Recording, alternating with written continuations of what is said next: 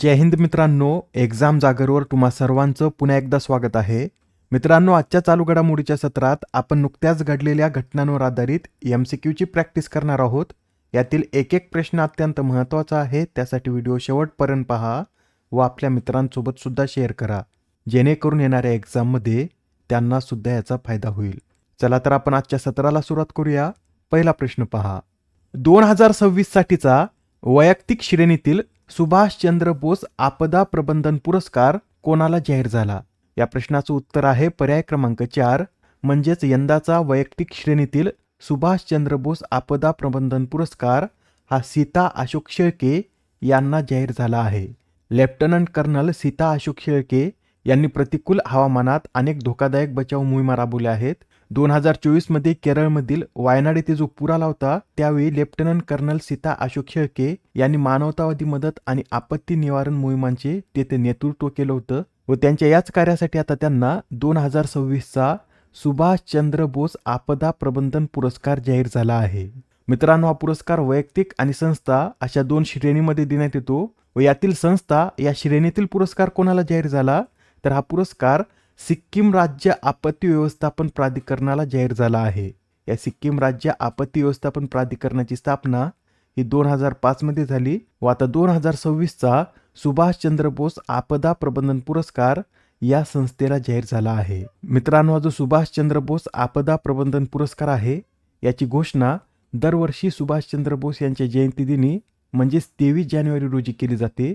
यंदा नेताजी सुभाषचंद्र बोस यांची 129वी जयंती साजरी करण्यात आली. आणि या पुरस्काराचे स्वरूप काय, तर संस्थात्मक श्रेणीत 51 लाख रुपये देण्यात येतात, तर वैयक्तिक श्रेणीतील विजेत्याला 5 लाख रुपये देण्यात येतात.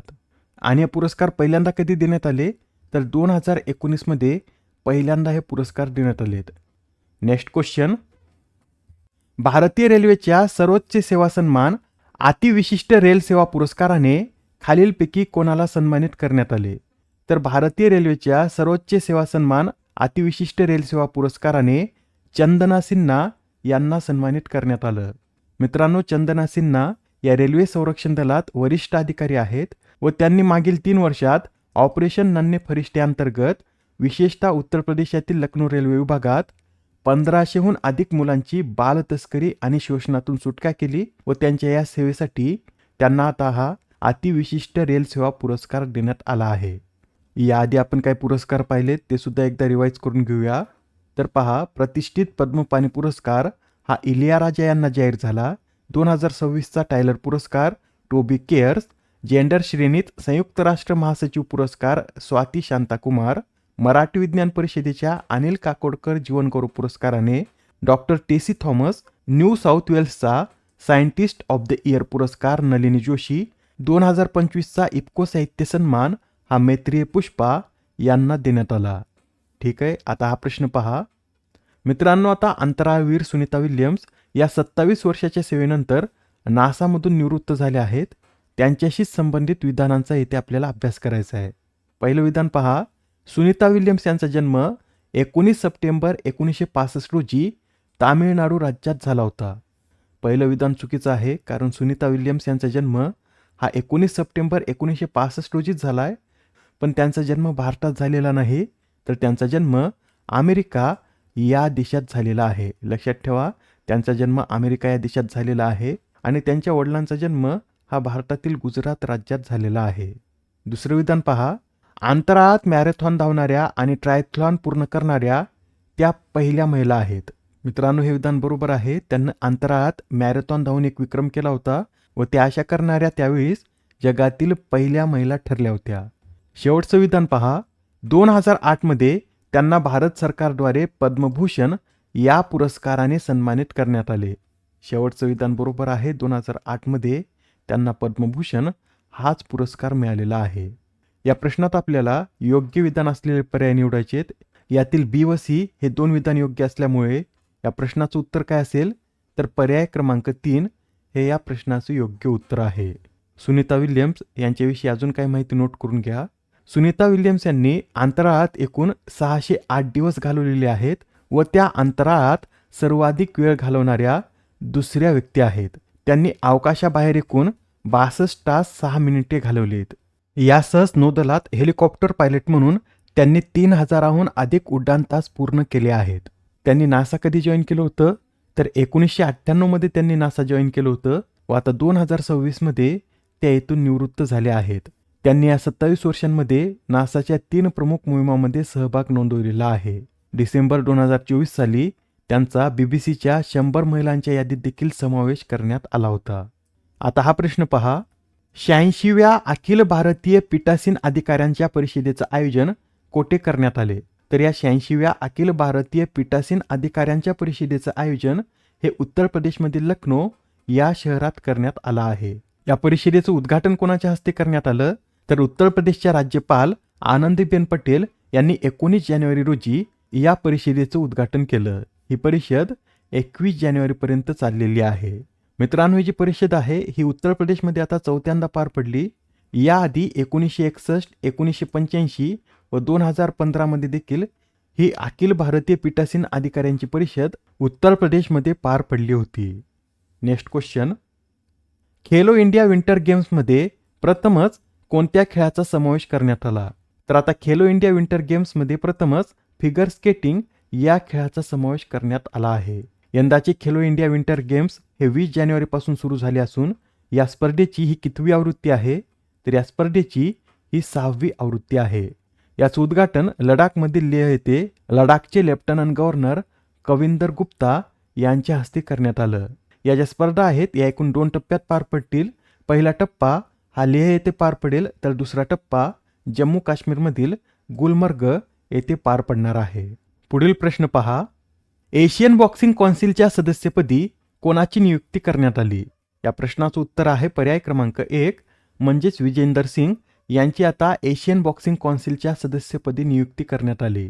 विजेंदर सिंग यांनी 2008च्या बीजिंग ऑलिम्पिकमध्ये कांस्य पदक पटकावलं होतं व बॉक्सिंग या स्पर्धेत ऑलिम्पिकमध्ये पदक पटकावणारे ते पहिले बॉक्सर होते. यासाठी त्यांचं नाव महत्त्वाचं ठरतं. लक्षात ठेवा, विजेंदर सिंग हे बॉक्सिंग या खेळाशी संबंधित आहेत व आता त्यांची एशियन बॉक्सिंग कौन्सिलच्या सदस्यपदी नियुक्ती करण्यात आली. अजून एक नियुक्ती पहा. भारतीय महिला फुटबॉल संघाच्या मुख्य प्रशिक्षकपदी कोणाची नियुक्ती करण्यात आली? या प्रश्नाचं उत्तर आहे पर्याय क्रमांक 2 म्हणजेच अमेलिया वेलवर्डे यांची आता भारतीय महिला फुटबॉल संघाच्या मुख्य प्रशिक्षकपदी नियुक्ती करण्यात आली. त्यांच्याकडे 15 वर्षांचा कोचिंग कारकिर्दीचा अनुभव आहे. त्यांनी याआधी 2015 ते 2023 पर्यंत कोस्टारिका महिला संघाच्या प्रशिक्षक म्हणून कार्य केलं होतं व वयाच्या 28व्या वर्षी मुख्य प्रशिक्षक बनणाऱ्या त्या सर्वात तरुण प्रशिक्षक देखील ठरल्या होत्या. Next question. राज्यातील शाळांमध्ये त्रिभाषा धोरण निश्चित करण्यासाठीच्या समितीचे अध्यक्ष कोण आहेत? तर महाराष्ट्रातील शाळांमध्ये त्रिभाषा धोरण निश्चित करण्यासाठीच्या समितीचे अध्यक्ष हे नरेंद्र जाधव आहेत. बरं, सध्या ही समिती चर्चेत का आली? तर या समितीला पुन्हा एकदा मुदतवाढ देण्यात आली असून आता या समितीला 4 फेब्रुवारीपर्यंत आपला अहवाल सादर करावा लागणार आहे. या समितीची स्थापना कधी करण्यात आली? तर 30 जून 2025 रोजी या समितीची स्थापना करण्यात आली होती. पुढील प्रश्न पहा. कोणता देश हा जागतिक आरोग्य संघटनेतून औपचारिकरित्या बाहेर पडला? तर आता WHO मधून अमेरिका हा औपचारिकरित्या बाहेर पडला आहे. नुकतीच अमेरिकेने ही घोषणा केली असून अमेरिकेचे परराष्ट्र मंत्री मार्को रुबियो आणि आरोग्य मंत्री रॉबर्ट केनेडी यांनी संयुक्त निवेदन जारी करून हा निर्णय घेतला आहे. WHO मधून बाहेर पडण्यामागील कारण काय देण्यात आलं? तर कोविड-19 महामारी दरम्यानचं ढिसाळ व्यवस्थापन या कारणामुळे अमेरिकेने या संस्थेतून बाहेर पडण्याचा निर्णय घेतला आहे. याचा परिणाम काय होईल? तर WHOला अमेरिकेद्वारे जे अर्थसहाय्य मिळत होतं ते आता येथून पुढे मिळणार नाही. WHOची स्थापना कधी करण्यात आली? तर 7 एप्रिल 1948 मध्ये याची स्थापना करण्यात आली. याचं मुख्यालय स्वित्झर्लंडमधील जिनेव्हा येथे आहे व सध्या याचे महासंचालक हे टेड्रोस अधानोम हे आहेत. आजच्या सत्रामधील शेवटचा प्रश्न पहा. दरवर्षी राष्ट्रीय बालिका दिवस कधी साजरा केला जातो? तर हा जो राष्ट्रीय बालिका दिवस आहे हा दरवर्षी 24 जानेवारी रोजी साजरा केला जातो. बरं, हा दिवस दरवर्षी 24 जानेवारी रोजीच का साजरा केला जातो? तर इंदिरा गांधी यांनी 24 जानेवारी 1966 रोजी भारताच्या पहिल्या महिला पंतप्रधान म्हणून शपथ घेतली होती व त्या दिवसाच्या स्मरणार्थ 2008 पासून ही तारीख राष्ट्रीय बालिका दिवस म्हणून साजरी करण्यात येत आहे. या आधीच्या सत्रात तुमच्यासाठीचा प्रश्न होता. 2025चा इंदिरा गांधी शांतता पुरस्कार कोणाला जाहीर झाला? या प्रश्नाचं उत्तर आहे पर्याय क्रमांक 3 म्हणजेच ग्रासा माशेल यांना 2025चा इंदिरा गांधी शांतता पुरस्कार जाहीर झाला आहे. त्या कोणत्या देशाच्या आहेत? तर त्या मोझांबिक या देशाच्या आहेत. आजच्या सत्रामधील तुमच्यासाठीचा प्रश्न पहा. नुंबिओ सेफ्टी इंडेक्स 2026च्या रँकिंगनुसार कोणतं शहर हे भारतातील सर्वात सुरक्षित शहर ठरलं? आता या प्रश्नाचं उत्तर कमेंटमध्ये देण्याचा प्रयत्न करा. उत्तर चुकलं तरी काय हरकत नाही, कारण ज्यावेळेस तुम्हाला या प्रश्नाचं योग्य उत्तर माहीत होतं त्यावेळेस हा प्रश्न तुमच्या दीर्घकाळापर्यंत लक्षात राहतो. तर आता पुढच्या सत्रात पुन्हा भेटूया. धन्यवाद.